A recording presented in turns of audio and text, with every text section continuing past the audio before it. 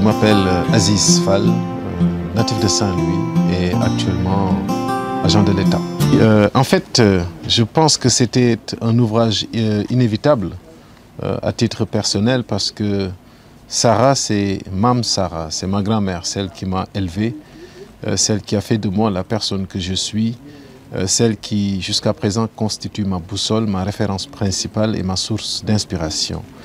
Et je voudrais lui rendre hommage parce que elle nous a quittés il y a un peu plus de 20 ans. Et chaque jour, je regrette de ne pas avoir l'occasion tous les jours de lui faire plaisir, de lui rendre hommage, de me consacrer à ses besoins, à ses désirs. Et donc, il ne me restait qu'à prendre témoin le monde entier, en commençant par Saint-Louis, qui était son lieu d'existence, et le Sénégal, pour leur faire comprendre qu'il y avait une dame extraordinaire qui est passée par cette terre. Et j'ai eu la fortune d'être à ses côtés et d'apprendre d'elle. Et je voudrais lui rendre hommage. C'est ce qui m'a motivé à écrire ce livre. Et ce faisant également, remettre la lumière sur les valeurs qui me semblent être immémoriales par rapport à notre société, par rapport au Sénégal, et que ces valeurs-là doivent toujours être entretenues.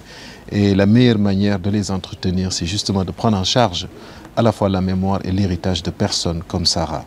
Évidemment, les vagues de l'Atlantique, c'est un clin d'œil à l'environnement de mon enfance, parce que je suis de Saint-Louis. Et tout le monde sait que quand on grandit à Saint-Louis, on ne peut qu'avoir une relation particulière avec l'océan Atlantique.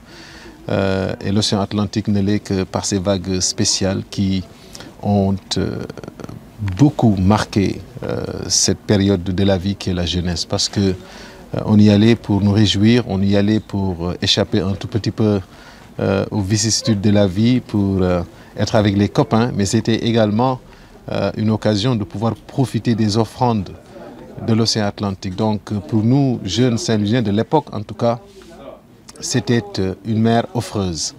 Et quand je suis rentré de mon long voyage à l'étranger, à la suite de mon départ en France pour des études, je suis resté pour travailler en Europe. Quand je suis rentré, et dernièrement, on se rend compte que l'océan Atlantique nous avons en tout cas changé de rapport avec l'océan Atlantique et que les vagues ne produisent plus les mêmes effets que ce qu'elles produisaient avant.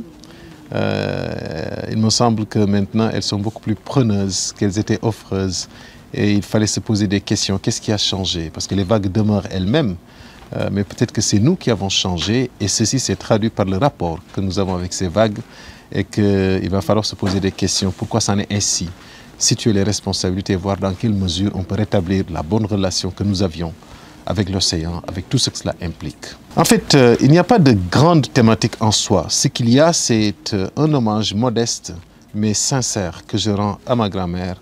Et quand je rends un hommage sincère à ma grand-mère, à travers elle, c'est une incarnation de la société sénégalaise, dans ce qu'elle a de plus pur, dans ce qu'elle a de plus décent, dans ce qu'elle a de plus bon, c'est-à-dire ces images-là qui n'ont jamais été des images clivantes, mais des images consensuelles, c'est-à-dire nos grands-mères, vers lesquelles on se dirigeait à chaque fois qu'on avait un problème, et chez lesquelles on trouvait toujours du plaisir en tant qu'enfant. Et je pense que chaque Sénégalais ou chaque Sénégalaise, peu importe votre location, a une relation particulière avec sa grand-mère. Donc je pense que c'est un hommage au Sénégal, c'est un hommage à la particularité du Sénégal incarné par ces dames merveilleuses.